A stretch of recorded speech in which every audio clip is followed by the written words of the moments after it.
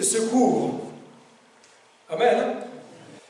La fidélité de Dieu qui nous secourt. Est-ce que en 2020, la fidélité de Dieu est venue vous secourir? Amen. Qui a pu voir la fidélité de Dieu le ou la secourir?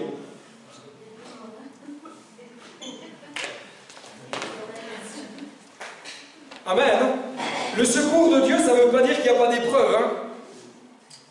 La fidélité de Dieu se manifeste lorsqu'il y a de l'épreuve, mais aussi lorsqu'il n'y en a pas. Lorsqu'il y a des bons moments, lorsqu'il y a des temps forts, lorsqu'il y a des temps de victoire, mais aussi lorsque c'est quand même plus compliqué. Alléluia. Le psalmiste nous dit au psaume 37, verset 25, « J'ai été jeune. » Alors tous les jeunes, peut-être que vous allez dire, moi, ça ne me correspond pas. Là, tu peux juste dire, je suis jeune, je vieillirai. Enfin, tu t'arranges avec la grammaticale et ça va le faire. J'ai été jeune, c'est le roi David qui parle, il dit, j'ai vieilli et je n'ai pas vu le juste être abandonné. Ni ses descendants mendier leur pain, il est toujours compatissant, il prête et sa descendance est bénie. Amen. Les événements que nous avons pu ressentir, que nous avons pu vivre en 2020, ont inéluctablement, qu'on le veuille ou qu'on ne le veuille pas, impacté nos vies. 2020 a été une année très, très, très particulière. Tous ceux qui sont nés après-guerre vont vous dire, mais jamais on a vécu cela. Jamais. Ceux qui sont nés avant 39-45 vont vous dire, ouais, non, mais nous on a vu pire. Et c'est vrai.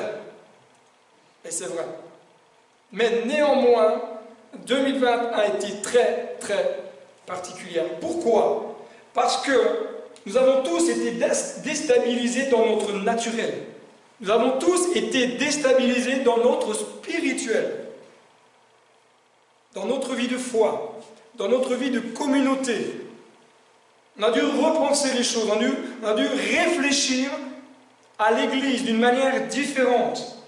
Et on s'est rendu compte que l'Église était bien cloisonnée parfois dans nos murs et que l'Église, en fin de compte, c'est pas ça. L'Église n'est pas les murs. L'Église, c'est pas quelques personnes entre quatre murs. L'Église, c'est des frères, des sœurs qui sont nés de nouveau, qui ont accepté Jésus-Christ dans leur vie. Qui sont nés de nouveau, qui ont fait une expérience personnelle avec Jésus. Quelle que soit la dénomination, ce n'est pas une dénomination qui sauve. C'est Jésus-Christ. Ce n'est pas un bâtiment qui va faire que vous êtes sauvés. C'est l'appartenance à Christ. Et 2020 a permis à beaucoup de personnes de se rendre compte que, quelles que soient nos différences, nous étions capables de faire des choses ensemble. Nous étions capables de bénir Dieu. Prenez le chant bénédiction. Prenez le chant bénédiction. Regardez par qui ça a été chanté. On est capable de bénir quelle que soit notre confession de foi. Surtout qu'elle soit scripturaire, on est d'accord. Hein? Mais 2020, on a tous été surpris. Pourquoi? Parce qu'on s'attendait tous au début d'année 2020. Bonne année! Que le Seigneur te bénisse! Plein de bonnes choses pour toi et ta famille. 3 mois plus tard,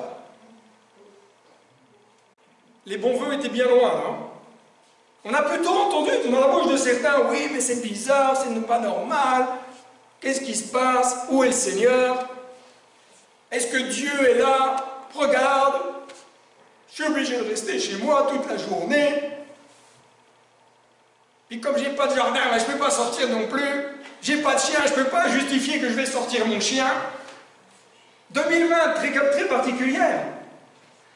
Et pourtant, Dieu était là. La fidélité de Dieu a toujours été là. Mais nous, notre fidélité a bien été vacillante. Année 2020 comprise, hein, je ne parle pas que du mois de mars. Parce que certains, le mois de mars, vont dire, mais moi, tranquille, j'ai vécu 2-3 mois de confinement, super peinard, très bien, regarde, je vais très bien. 3 mois plus tard, deuxième confinement, flac! Qu'est-ce s'en sont sortis au premier, mais ils ont pris plein fouet le TGV du deuxième qui arrivait, quoi. Et s'il y en a un troisième de TGV qui passe, vous allez faire quoi? Est-ce que Dieu a changé? Est-ce que Dieu n'est pas le même? Est-ce que c'est pas lui qui règne dans les cieux? Est-ce que c'est pas lui qui est créateur de tout? Est-ce que c'est pas lui qui tient ta vie ou l'univers dans la paume de ses mains? C'est pas Dieu qui a envoyé le coronavirus, hein, on est bien d'accord, hein? C'est pas Dieu. Mais au travers de ces temps, Dieu a permis, Dieu parle, Dieu interpelle, Dieu te dit, mon enfant, appuie-toi sur ma parole. Tu n'as peut-être plus la possibilité de te rassembler autant que tu veux à l'église, mais appuie-toi sur ma parole. Beaucoup de personnes ont dit, oh là là, mais c'est dur, on n'a plus de vie d'église, c'est terrible. Mais tu avais toujours ta Bible avec toi. Et ce qui a fait que ça a fait défaut, c'est parce que tu n'as pas ouvert la Bible lorsque tu étais dans le creux de la vague. Parce que la fidélité de Dieu, elle est au travers des pages de la Bible. Nous avons tous vécu des moments en 2020 positifs. Au moins les 3 premiers mois. Alléluia. Il y en a qui ont eu des enfants.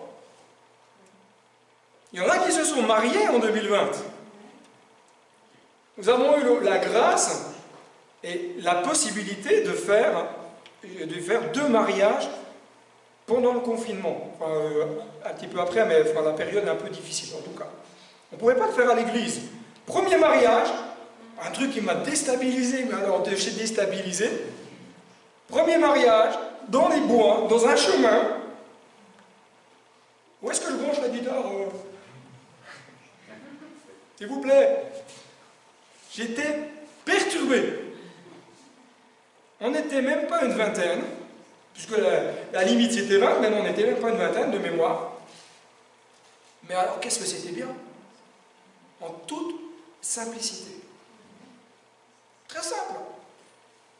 Dieu était là. Dieu a béni ces 2 amis qui se sont mariés. Un homme et une femme. Je précise. Quelques mois plus tard, 2e mariage. Même condition, pas plus de 20. Et là, on était sur la terrasse de chez un chrétien, de sa maison. On était même peut-être 15 ans. Mais qu'est-ce que c'était bien? Pourquoi? Parce que Dieu n'est pas cloisonné entre 4 murs. La bénédiction de Dieu sur l'union du frère et de son épouse ne dépend pas des murs, ne dépend simplement de la présence de Dieu dans leur cœur, de leur engagement avec Dieu.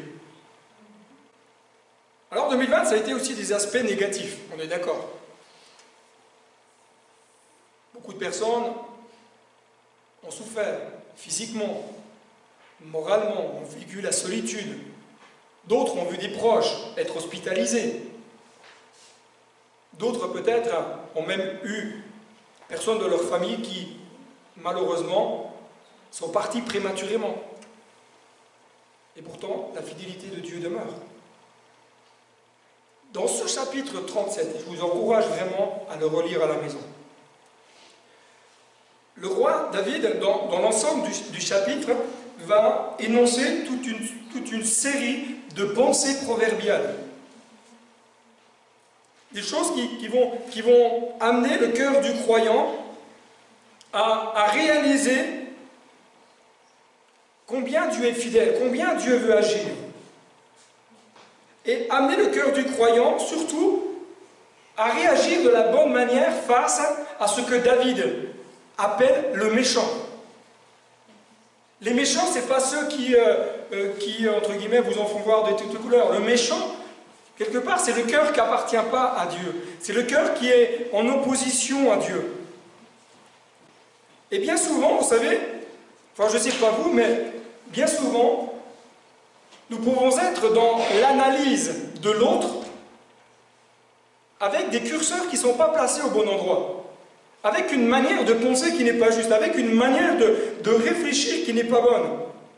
On va penser que parce que le méchant, entre guillemets, réussit financièrement, réussit socialement, réussit professionnellement, qu'il est mieux, ou qu'il est dans le vrai. Mais la réussite selon Dieu ne se voit pas au travers principalement de ces éléments-là.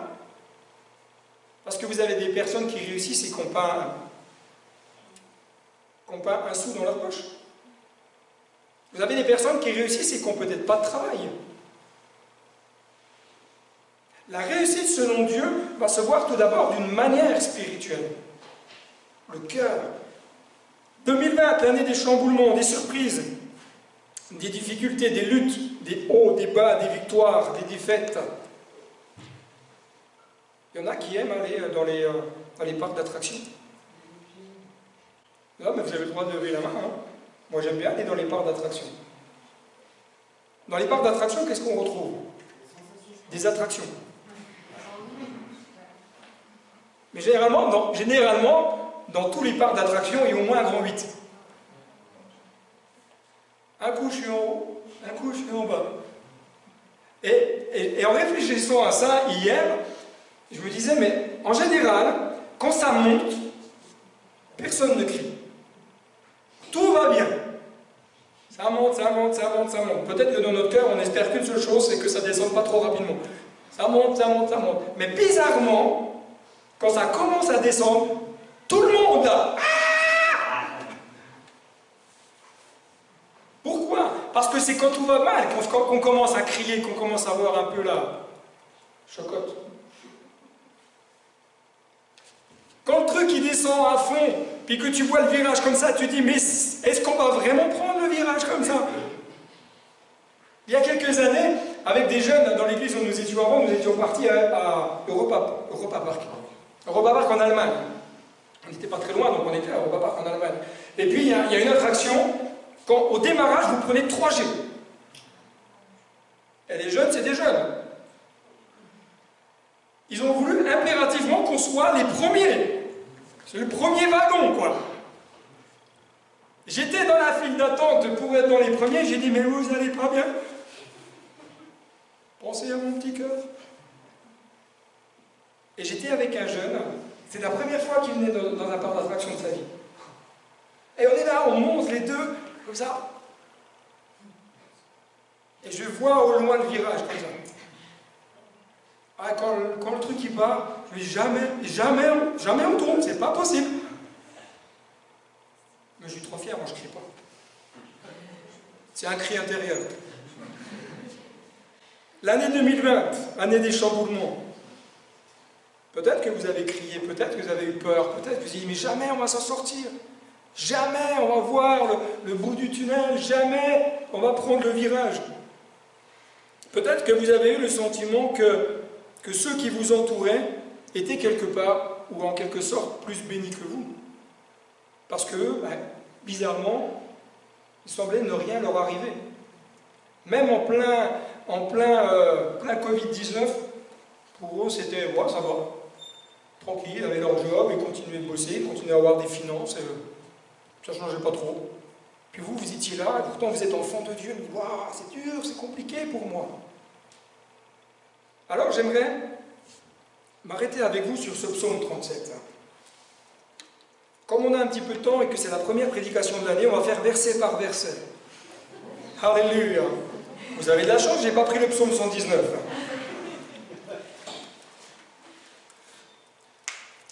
Trêve de plaisanterie. Nous allons nous arrêter sur le psaume 37 et voir surtout tout l'enseignement que nous pouvons en tirer pour nous aujourd'hui. Quelles sont les choses que Dieu veut nous dire au travers de ce psaume? Alors, tout d'abord, un piège dans lequel il ne faut pas tomber.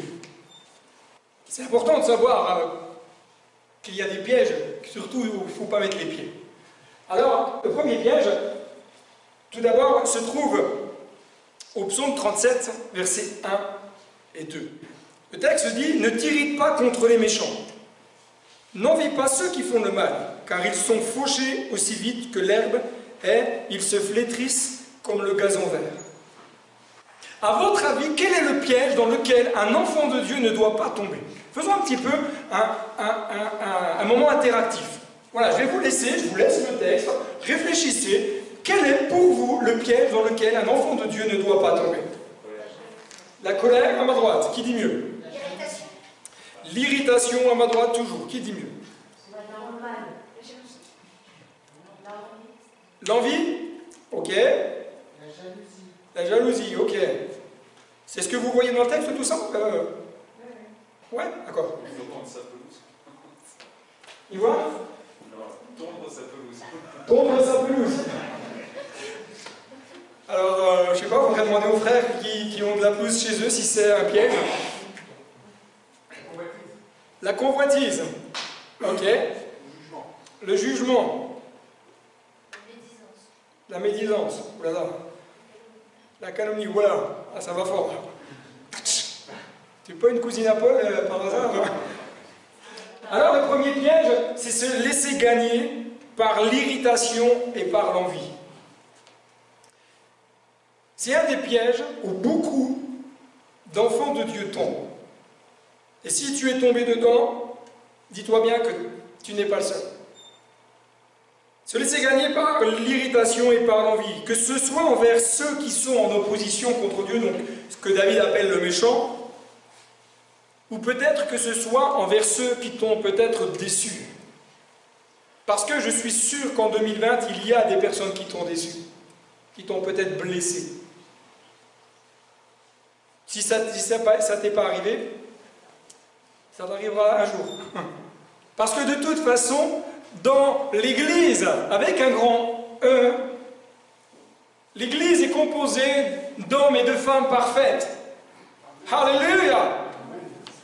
De personnes qui n'ont jamais de problème de caractère, de personnes qui n'ont pas de problème d'ego, de personnes qui n'ont pas de problème d'orgueil. Non, ça c'est que les gens qui sont loin de Dieu. Parmi les chrétiens, ils sont tous très beaux, parfaits, ils roulent toujours sur le plus beau des mondes. Alléluia! Ça c'est quand je rêve la nuit, ça. Je rêve à ce que l'Église ressemble à cela. Mais on a forcément été déçu par quelqu'un ou blessé par une autre personne. La Bible nous invite à quoi? À ne pas nous laisser gagner par l'irritation. Ça veut dire quoi? Ça veut dire que l'irritation est naturelle. C'est un sentiment naturel, l'irritation. Ne pense pas que tu as péché parce que tu t'es irrité. Ça ne veut pas dire que c'est bien de s'irriter. Mais ce que le texte dit, ne te laisse pas gagner par l'irritation. Ne laisse pas l'irritation prendre le dessus sur tes sentiments. Quand quelqu'un sent monter en lui ou en elle l'irritation, il vaut mieux faire comme cela. Ou alors, un jour j'ai entendu un prédicateur qui disait cela, et ça m'a fait rigoler, j'ai trouvé ça marrant, et il le faisait en plus. Il disait qu'à chaque fois qu'il y avait un peu ce genre de sentiment qui montait en lui, alors que ce soit au niveau de l'église, ou que ce soit dans le couple, il disait, je pars aux toilettes. Il disait, je préfère partir aux toilettes, que tout redescendre, que de dire quelque chose qui va blesser. Et parfois, mon frère, ma soeur, on ferait mieux d'aller aux toilettes, que de dire parfois certaines bêtises. Ne laisse pas l'irritation venir te gagner. Et il est intéressant de voir que l'irritation, en fin de compte, ça dit quoi? Ça dit que, littéralement, tu es quelqu'un de furieux. Quelque part, tu te laisses monter en colère et que ça va amener une forme d'inflammation, je vais dire ça comme cela. On se laisse, en fin de compte, on est enflammé envers l'autre. Et vous remarquerez que quelqu'un qui laisse l'irritation gagner du terrain dans sa vie, à un moment donné, ça s'enflamme, mais d'une manière exponentielle. C'est jamais la petite flamme d'une bougie. C'est tout de suite je commence à être irrité, à un grand feu. Et souvent, pas forcément pour des choses justes, hein, et même si elles sont justes, est-ce qu'on a le droit de se laisser gagner par l'irritation? L'irritation. Mais il nous parle aussi d'envie. L'envie, c'est être jaloux, littéralement, avoir une forme de colère et une vie empreinte de jalousie. Vous, ça ne vous arrive pas, vous n'êtes pas jaloux des autres. Ça ne vous dérange pas que les autres soient bénis, vous dites merci Seigneur parce que tu les bénis. Ça ne vous dérange pas que d'autres soient utilisés par Dieu dans l'œuvre du Seigneur? Vous dites, ouais, gloire à Dieu, c'est bien, c'est super, je suis content pour lui, je suis content pour elle. Mais partout ailleurs, on dit, mais pourquoi lui, pas moi? Non, mais moi, ça fait plus longtemps que je suis dans l'église que lui. C'est pas normal. En plus, lui, quand il s'est fait baptiser, c'était de l'eau froide, donc je ne sais même pas si ça vaut le coup. Hein. La jalousie. Toutes des choses que vous ne connaissez pas, que moi je connais. Un deuxième piège dans lequel il ne faut pas tomber, c'est le piège de ne pas garder son propre cœur. Souvent, on veille à ce que le cœur de l'autre soit bien gardé, mais le nôtre, oh, pas de problème, nous ça va. Garde ton cœur et laisse le cœur de l'autre s'occuper de lui-même. D'ailleurs, Jésus va dire, hein, souvent on voit la paille qui est dans l'œil du voisin et qu'on ne voit pas. Alléluia. On est d'accord, hein? Vous connaissez tous cet adage qui dit balaye déjà devant ta porte avant de balayer devant la porte des voisins. Moi, j'aime à dire, hein, je dis, vous savez, j'ai déjà tellement de choses à balayer devant chez moi que je ne vais pas venir balayer devant chez vous. Et même en tant qu'enfant de Dieu, il est important de s'occuper de nos affaires. Les seules affaires que Dieu nous invite à nous occuper, c'est celles du royaume de Dieu. Pas les affaires des autres. Pas s'ils doivent acheter une voiture bleue, rouge, un break, pas un break, un 4x4, pas un 4x4. Ça regarde la personne. S'il doit acheter une maison, s'il doit la louer, s'il doit acheter un appartement ou pas, ça regarde la personne. Alléluia. Le livre des Proverbes nous dit « Garde ton cœur plus que toute autre chose, car de lui jaillissent les sources de la vie. » Alors que le monde entier, et je dis bien le monde entier, nous tarabuste, nous martèle, nous amenant à dire et à croire que c'est l'intellect qui va définir toute chose dans ta vie, la parole de Dieu me dit, c'est ton cœur. Parce que ce qui doit changer, ce n'est pas ton cerveau, c'est ton cœur. C'est de ton cœur que jaillissent certaines réalités. Et ne pas veiller à ce qui entre dans notre cœur, c'est laisser la possibilité que ce qui en ressort nuise à notre propre vie spirituelle et naturelle, ainsi que celle de ceux qui nous entourent.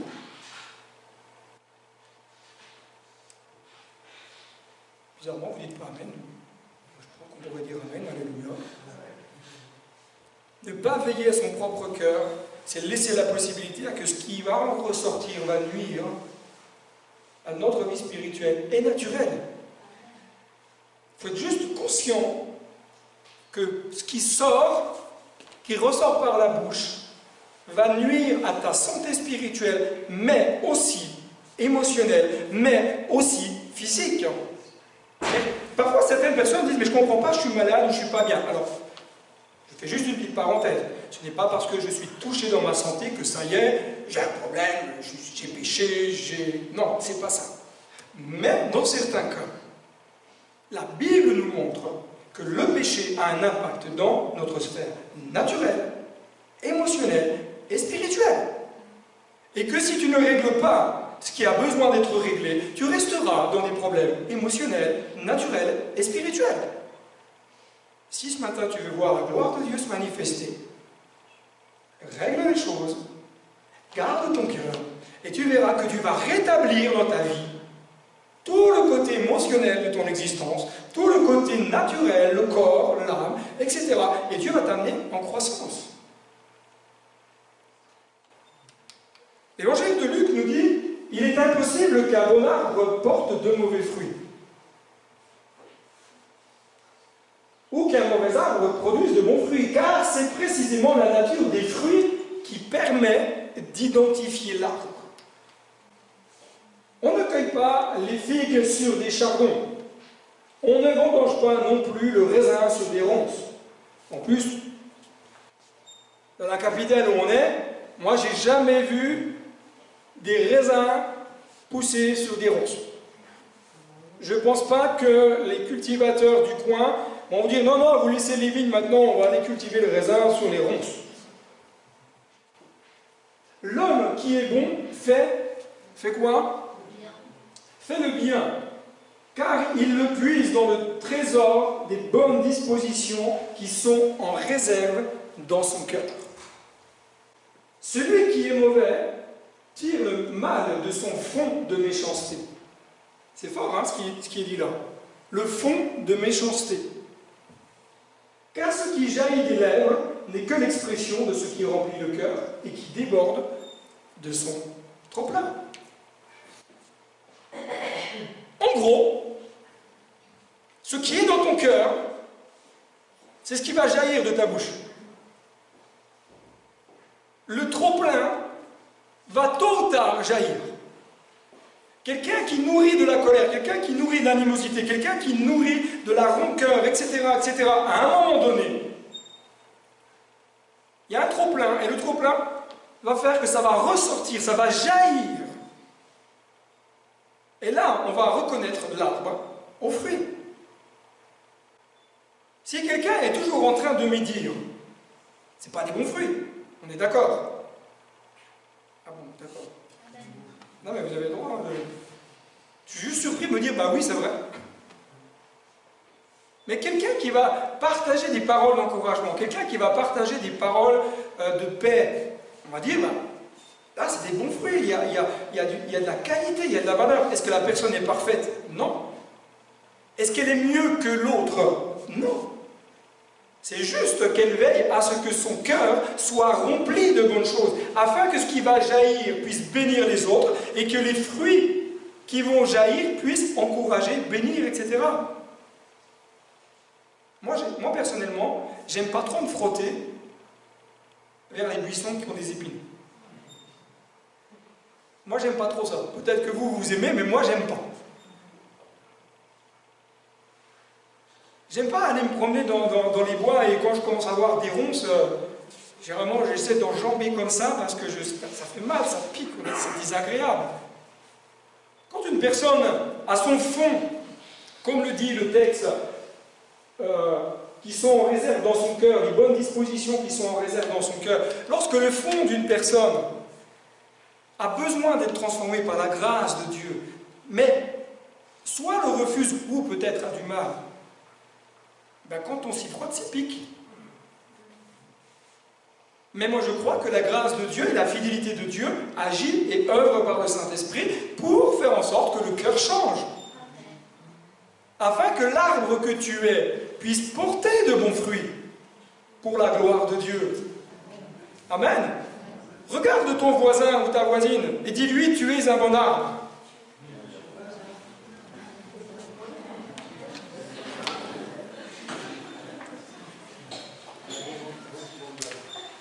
Vous savez, frères et sœurs, on est tous appelés à la vigilance. À la vigilance, premièrement, à être vigilant à l'attitude de notre cœur. Pourquoi? Parce que là, ça ne se voit pas. On peut toujours avoir l'apparence. Une belle cravate, une belle chemise, un beau pantalon, une belle jupe pour les sœurs, ou un beau pantalon pour les sœurs. Non, mais attendez, parce que des fois... non, mais je suis obligé de préciser, parce qu'autrement, après, on va me dire... Mais c'est de veiller à l'attitude du cœur, au comportement. C'est là qu'on doit être vigilant. Et c'est personnel. Je ne peux pas être vigilant pour mon frère Lucien ou pour ma sœur. J'ai oublié son prénom, c'est incroyable. Pourtant, je vais l'avoir en préparation. Seigneur Jésus, ta grâce. Rachel, mais oui, Rachel. Non, mais je voulais voir si tu te rappelais de ton prénom. Voilà, c'est le passage de la nouvelle année. À l'attitude de notre cœur, c'est-à-dire donc vigilance à notre comportement.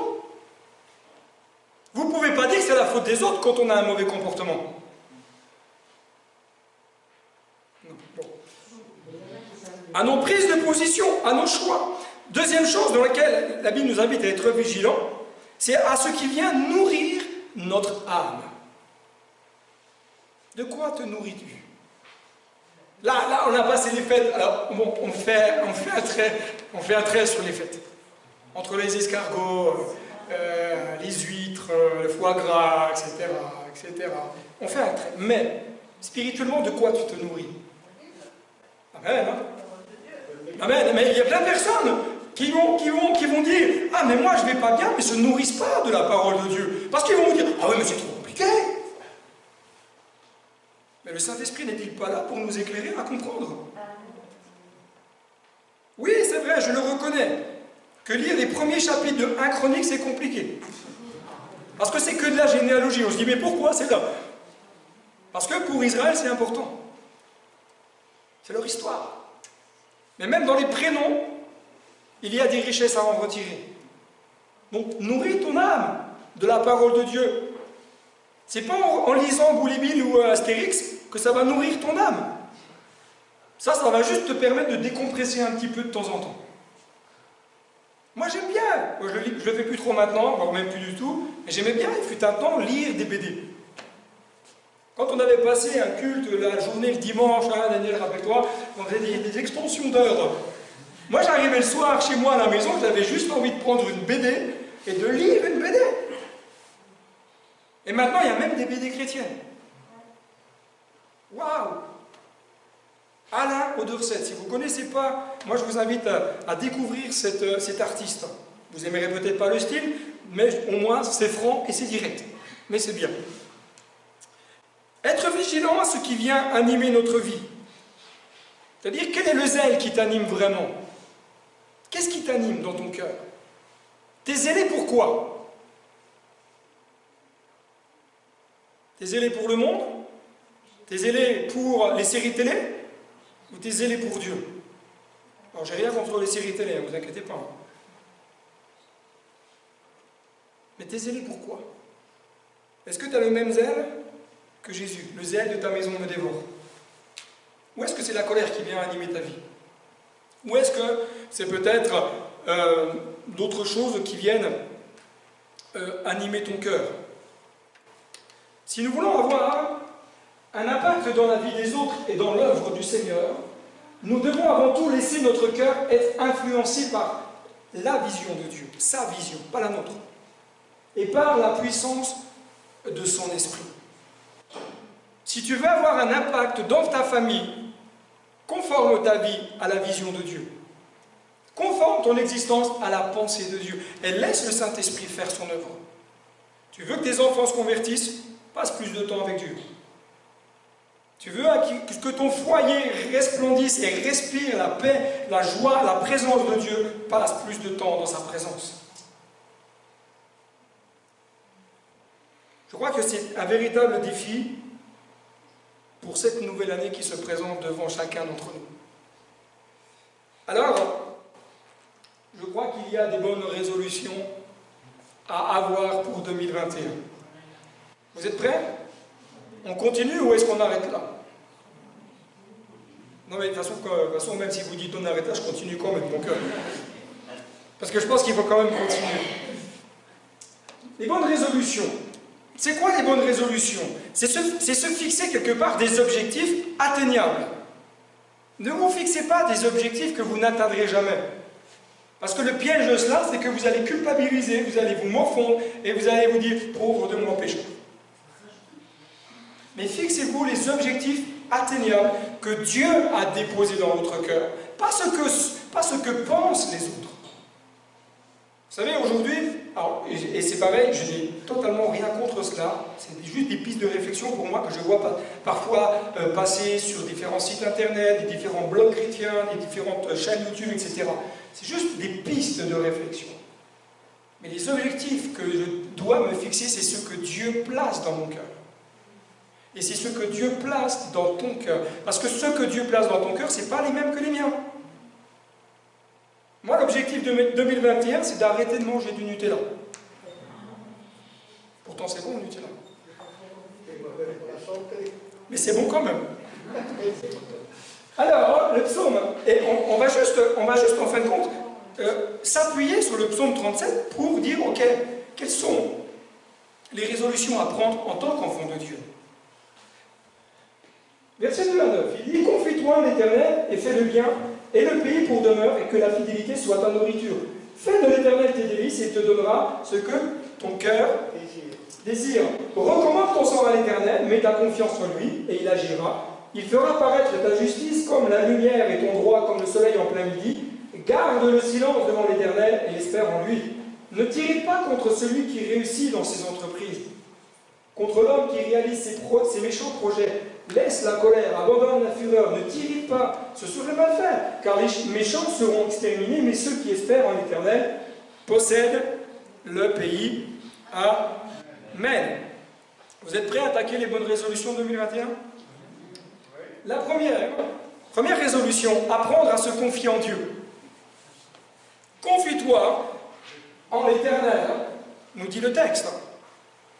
Et David donne ici, pour moi, une invitation puissante. Confie-toi en Dieu. Est-ce que c'est facile? Honnêtement, enfin pour moi, non. C'est pas toujours facile de se confier en Dieu. Parce qu'il y a des choses qu'on ne maîtrise pas. Mais je dois accepter que même si je ne maîtrise pas, de toute façon c'est Dieu qui s'occupe de tout. Confie-toi en Dieu. Confie-toi en celui qui règne, en celui qui tient tout entre ses mains. Peut-être qu'en 2021, pour toi, ça n'a pas été facile de te confier en Dieu. Peut-être qu'il y a des moments où tu as voulu prendre les choses en main en disant « moi, je vais faire, ça ira plus vite ». Puis après, tu t'es rendu compte que il valait mieux laisser faire Dieu quand même.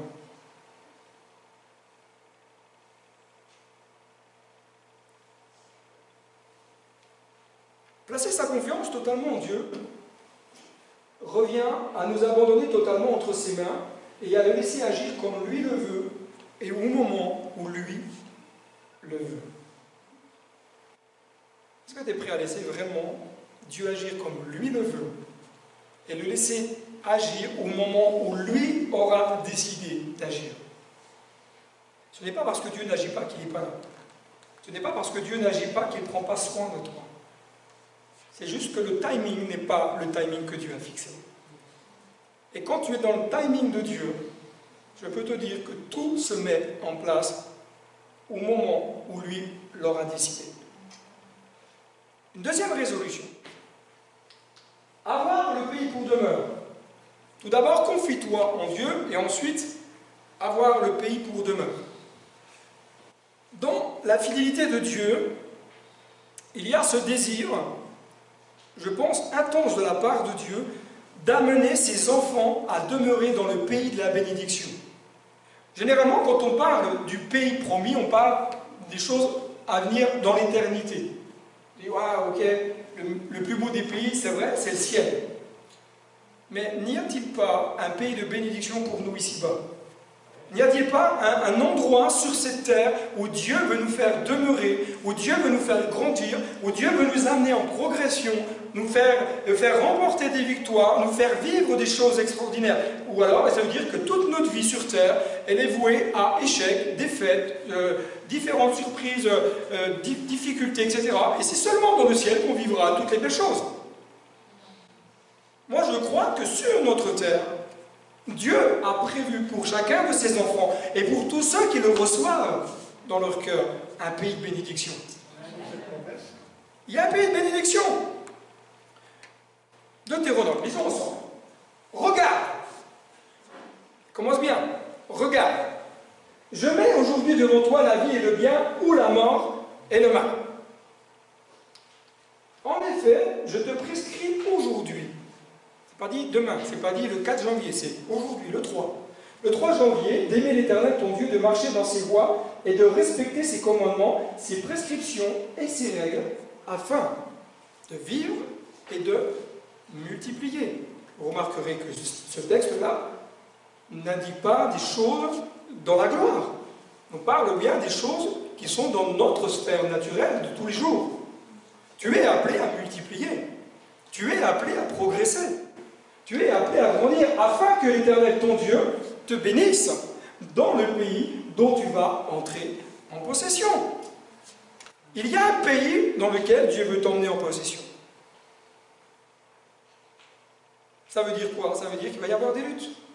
veut dire qu'il va y avoir des combats, ça veut dire qu'il va y avoir l'affrontement. Mais pas l'affrontement envers un frère ou une sœur, l'affrontement envers un ennemi spirituel. Tu veux la bénédiction? Ok. Mais commence à aimer l'Éternel. Commence à choisir la vie. Fais un choix. Devant nous se trouvent deux possibilités, nous dit le texte.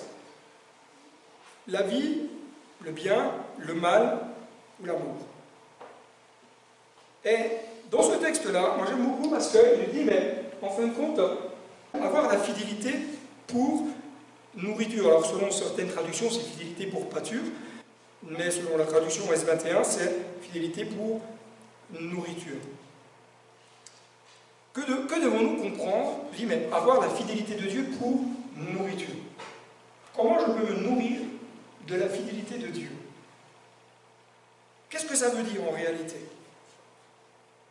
En fin de compte, je crois, personnellement, que nous devons juste reconnaître avec humilité, que parfois notre nourriture est bien loin d'être la fidélité de Dieu. On se nourrit d'un tas de choses, sauf de la fidélité de Dieu.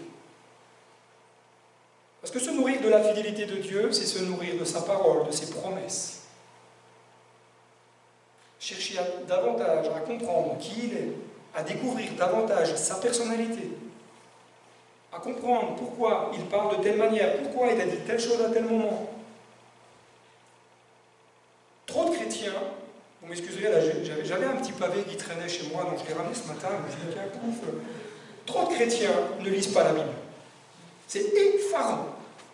Combien de chrétiens dans le monde ont lu la Bible une fois en 5 ans?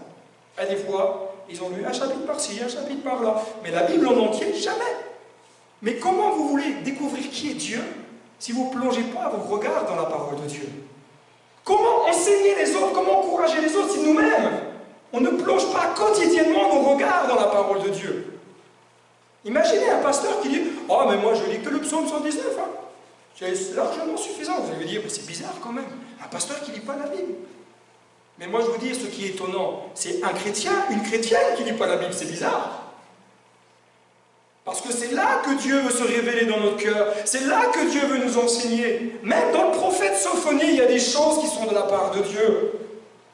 Même dans le prophète Nahum, même dans le prophète Ézéchiel. Non? Bon. Mais relevez le défi de vous nourrir de la fidélité de Dieu. Pourquoi? Parce que je peux vous dire que du 1er janvier au 31 décembre, il y aura tous les jours une parole de Dieu pour toi dans sa parole. Alors oui, ne te culpabilise pas si un jour c'est compliqué, si tu es fatigué, tu n'es pas bien, si c'est difficile. Je l'ai redit la semaine dernière à Reims, ne lisez pas votre Bible au kilomètre, ça ne sert à rien. Lisez la Bible en laissant l'Esprit de Dieu venir vous toucher.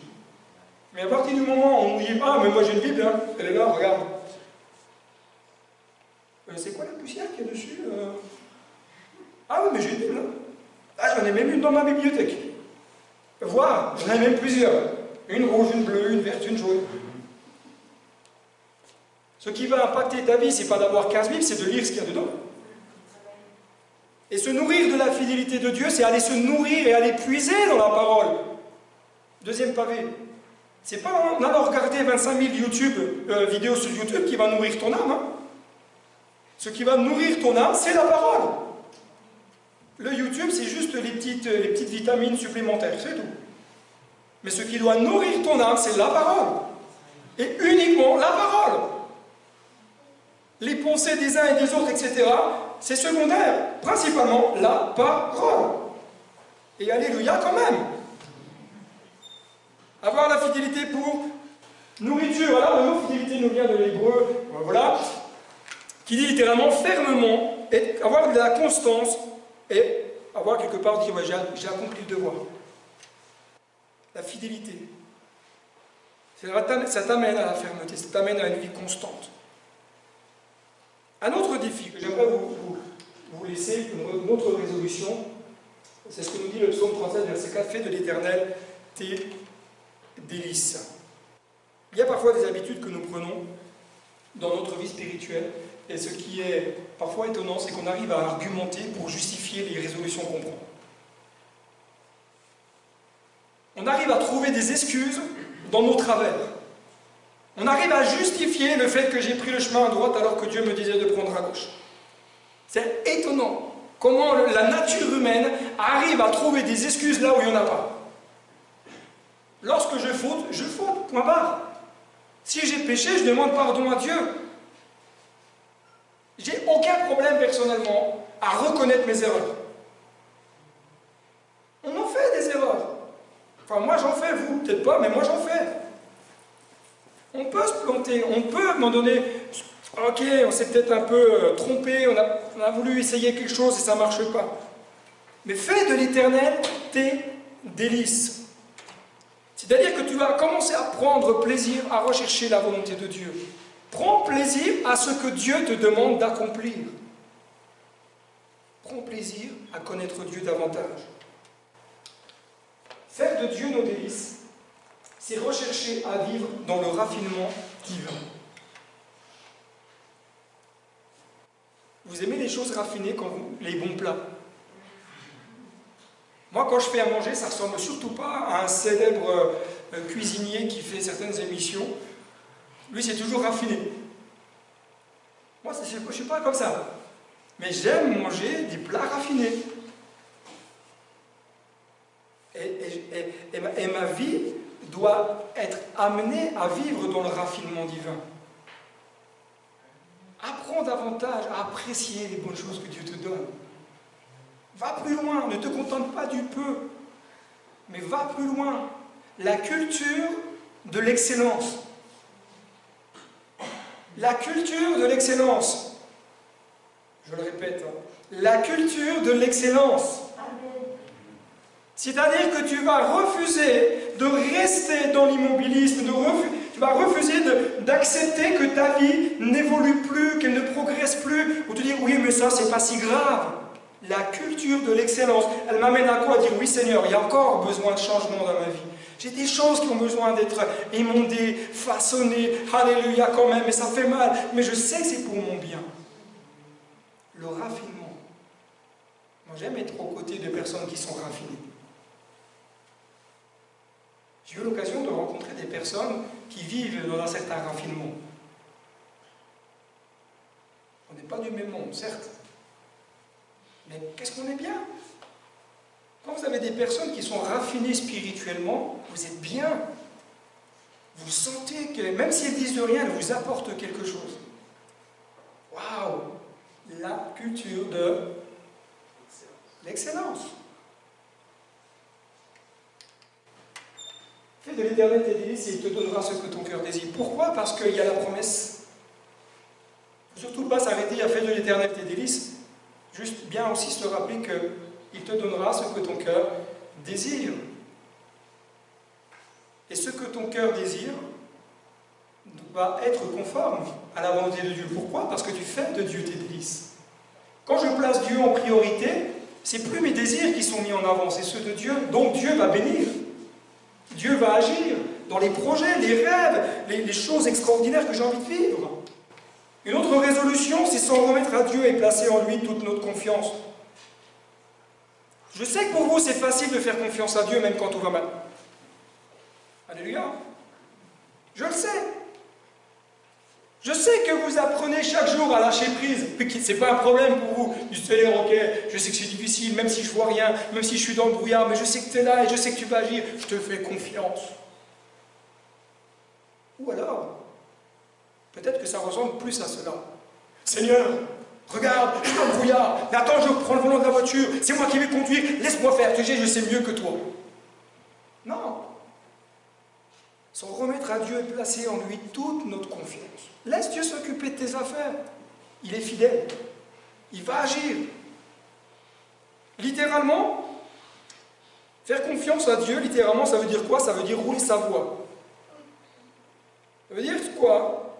Ça veut dire que je soumets toute ma volonté à la souveraineté de Dieu. Je lui soumets tout. Mes démarches, mes projets, mes ambitions, mes rêves, les décisions qui sont là devant moi. Je fais confiance à Dieu. Je fais Dieu mes délices, je lui fais confiance et je sais qu'il va agir. Mais je crois que toutes ces résolutions-là ne peuvent pas aller sans celle-ci. C'est garder le silence devant Dieu. Garder le silence devant l'Éternel et espère en lui.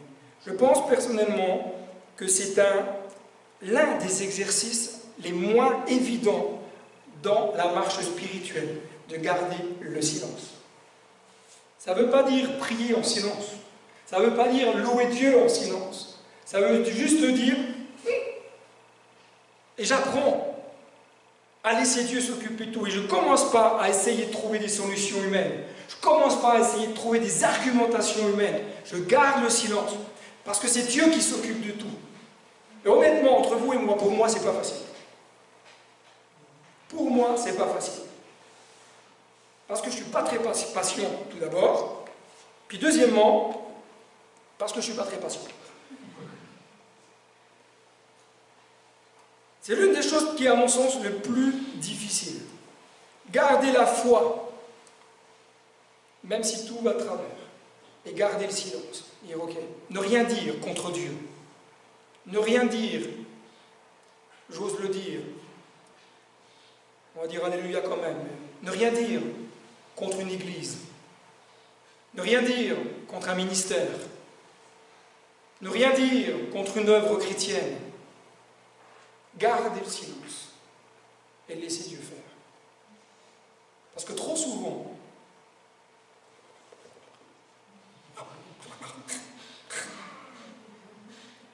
ils n'ont pas les murs. En plus, ils n'ont pas tout le couloir à l'entrée. Bénissez Dieu. Je vous l'ai dit, 2020, c'est derrière. De grâce. Bénissez et ne critiquez pas. Je vous l'avais dit, alléluia quand même. Pourquoi? Parce que lorsque je ne garde pas le silence, mes paroles peuvent bloquer la bénédiction du ciel. Est-ce que tu savais que tes paroles peuvent bloquer la bénédiction du ciel? Ouais. Il y en a qui ont déjà fait l'expérience de voir la bénédiction de Dieu être bloquée parce qu'ils ont dit des choses qu'il ne fallait pas. Est-ce que tu savais que tu peux être lié par tes paroles? Tu savais ça? Ce que tu vas dire va déterminer la bénédiction de Dieu ou pas sur ta vie. Pourquoi, quand tu commences à critiquer Pierre-Paul Jacques, ne t'attends pas à ce que Dieu te bénisse? Si tu commences à quelque part à râler un petit peu contre Dieu, en disant « Ouais, mais c'est quand même pas normal, Seigneur !» Ben, ça bloque la bénédiction du ciel. Et si tu veux que la bénédiction de Dieu soit sur ta vie, garde le silence. Et simplement, je dirais, bénis, loue ton Dieu. Dis, Seigneur, ça, j'ai vu telle chose, Seigneur, c'est ton affaire, c'est pas la mienne. C'est Dieu qui bâtit l'Église. L'Église appartient à Jésus-Christ. Bénissez Dieu, nos paroles. Apprenons à garder une attitude de cœur qui est au sein de la tempête, parce que c'est souvent quand on va mal, qu'on a du mal à garder le silence. Au sein de la tempête, apprenons à avoir un cœur qui va venir se blottir contre Dieu. Une autre résolution pour 2021, espère en Dieu. C'est ceux qui espèrent en l'Éternel qui possèdent le pays. Le psalmiste va dire au psaume 73, verset 1, « Oui, Dieu est bon pour Israël, pour ceux qui ont le cœur. » Non, j'ai pas bien entendu, je commence à avoir un problème de surdité à l'oreille gauche, là. Non, mais je voudrais juste vérifier pour voir si c'est moi qui ai un problème à l'oreille. « Oui, Dieu est bon pour Israël, pour ceux qui ont le cœur. » Amen. Allons un peu plus loin, avec toujours le psaume 73, qui d'autre ai-je au ciel? Et sur la terre, je ne prends plaisir qu'en toi. Mon corps et mon cœur peuvent s'épuiser. Dieu sera toujours le rocher de mon cœur et ma bonne part. Oui, ceux qui s'éloignent de toi vont à leur perte. Tu réduis au silence tous ceux qui te sont infidèles. Pour moi. Est-ce que toi, tu peux dire pour moi? Je veux t'entendre. Non, mais tu t'es engagé, hein, c'est pas moi. Pour moi, mon bonheur, c'est de m'approcher de Dieu. Je place mon refuge en toi, Seigneur éternel, afin de raconter tout ce que tu as fait. Alors, je terminerai mon introduction sur quelques invitations que j'aimerais vous laisser simplement. Première invitation, Vous êtes invité à mettre et à développer votre plaisir en Dieu. 2021, développe le plaisir que tu as d'être avec Dieu. Et cela n'est pas une question d'âge. On est tous concernés. Qu'on ait 3 mois ou 150 ans. Deuxième chose à laquelle je voudrais vous inviter, c'est à vous appuyer sur le divin rocher, celui qui n'est jamais ébranlé. Commencez à placer votre confiance en Dieu, quelle que soit la situation. Laissez-le agir. Troisième, à vous approcher davantage de votre Dieu. La culture de la prière, la culture de la relation personnelle avec Dieu au quotidien. Dernière invitation à vous réfugier en son nom. On l'a chanté ce matin. Particulièrement, il y a un temps fort sur la déclaration du nom de Jésus, la puissance du nom de Jésus. Confie-toi en son nom. En son nom, ils imposeront les mains aux malades et les malades seront malades. Ah, je me permets juste pour voir si vous avez la même traduction biblique que la mienne. En son nom. Vous remarquerez que ce n'est pas au nom de Pierre, Paul, Jacques, au nom de telle organisation. Non, c'est en son nom, parce que c'est le nom de Jésus qui fait toute la différence. Je terminerai sur le psaume 37, versets 39 à 40. Il est dit, le salut des justes vient de l'Éternel. Il est leur forteresse dans les moments de détresse. L'Éternel les secourt et les délivre. Il les délivre des méchants et les sauve parce qu'ils cherchent le refuge en lui. Alors, 2021 démarre. Quelle résolution vas-tu prendre aujourd'hui? Quelle résolution? Je te laisse simplement réfléchir et dire ok, on a entendu un tas de choses. Peut-être il y a des choses qui te correspondent, peut-être qu'il y en a d'autres que tu n'aimes pas. Mais je te dirais que l'invitation, elle est surtout pour toi, de dire quelle résolution tu vas prendre dans ta vie personnelle. Est-ce que tu vas, quelque part, te mettre à développer davantage ta relation avec Dieu, intime, cœur à cœur? Est-ce que tu vas t'appuyer davantage sur ton rocher, Christ? Est-ce que tu vas t'approcher davantage de Dieu? Est-ce que tu vas davantage te réfugier en lui lorsqu'il y aura la tempête? Est-ce que tu vas vivre, et celui-ci, on voudrait le rajouter à la fin, est-ce que tu vas vivre davantage de sa sainteté? Parce que ce qui va faire la différence dans ta vie, mon frère, ma soeur, c'est la sainteté de Dieu. Si tu veux qu'il y ait des choses extraordinaires dans ta vie, commence à vivre dans la sainteté de Dieu. Je ne parle pas de légalisme, je ne parle pas de tas de règles humaines, etc., qu'on s'impose. Non. Mais vivre dans la sainteté de Dieu, vivre dans ce qui plaît à Dieu. Et tout ce qui déplaît à Dieu, apprends à le mettre de côté. Et ce que peut-être tu as du mal à laisser, parce que je crois qu'on a tous certaines choses, on a un peu plus de mal. Dire Seigneur, aide-moi à vivre davantage dans la sainteté de Dieu. Aujourd'hui, vous savez, on voit peu de miracles, parce que souvent, je ne parle pas d'ici, hein, comprenez-moi bien, c'est juste une réflexion générale. On voit peu de miracles, parce qu'on a abandonné la sainteté de Dieu. On voit peu de choses extraordinaires, parce qu'on a abandonné la sainteté de Dieu. Lorsqu'on considère que lorsqu'on vient dans sa présence, on vient dans un lieu saint, où règne la sainteté de Dieu. Devant Dieu, il n'y a pas de péché. Hein. Dans le ciel, rentre rien de souillé, rentre rien d'impur. Et que lorsque je m'approche de Dieu, oui, je suis pécheur. Oui, j'ai des imperfections. Oui, j'ai des choses à corriger chez moi. Oui, il y a encore des choses où Dieu doit émonder ma vie. Et lorsque je m'approche de Dieu, je dis Seigneur, purifie mon cœur. Que le sang de Jésus vienne et me lave, de façon à ce que je puisse me présenter devant Dieu le Père. On peut chanter les plus beaux chants, des années 1800, 1900, 2000, que vous voulez, s'il n'y a pas la sainteté de Dieu, il ne se passera rien. La présence de Dieu ne descendra pas parce qu'il n'y a pas la sainteté de Dieu. On peut faire le plus beau des accords musicaux. On peut avoir la plus belle des voix. S'il n'y a pas la sainteté de Dieu, il ne se passera rien. Si on commence à placer le focus sur Dieu, sa sainteté, sa majesté, sa présence, sa vie, son cœur, là je peux vous dire, 2021 va être une année explosive. Ça va être le feu d'artifice de bénédiction, ça va être le feu d'artifice de miracle dans ta vie, ça va être le feu d'artifice d'action de Dieu dans ton cœur, dans ton être. Est-ce que tu veux ça? Ou est-ce que tu veux rester encore en 2020? Tu désires vivre ça ou pas? Si tu le désires, j'aimerais t'inviter à te lever.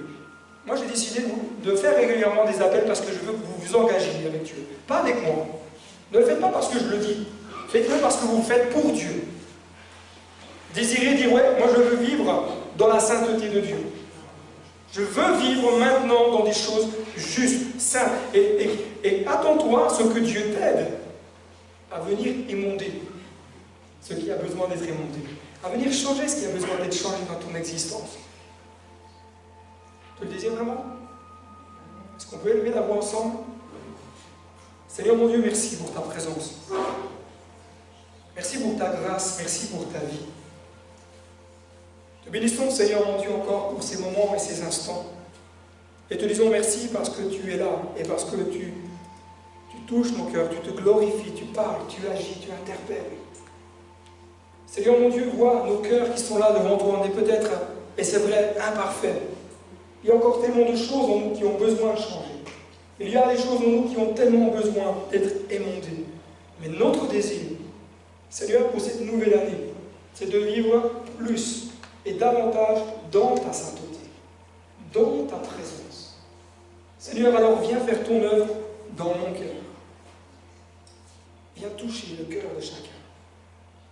Seigneur, tous ceux qui ont pris cette résolution de répondre, Seigneur mon Dieu, et s'engager dans cette nouvelle année à vivre dans la sainteté, bénis-les, encourage-les. Et ceux peut-être qui ont peut-être un peu de mal, Seigneur, bénis-les et encourage-les au changement. Seigneur mon Dieu, que ta grâce puisse les entourer, que ta grâce puisse les fortifier, au nom puissant de Jésus. Amen.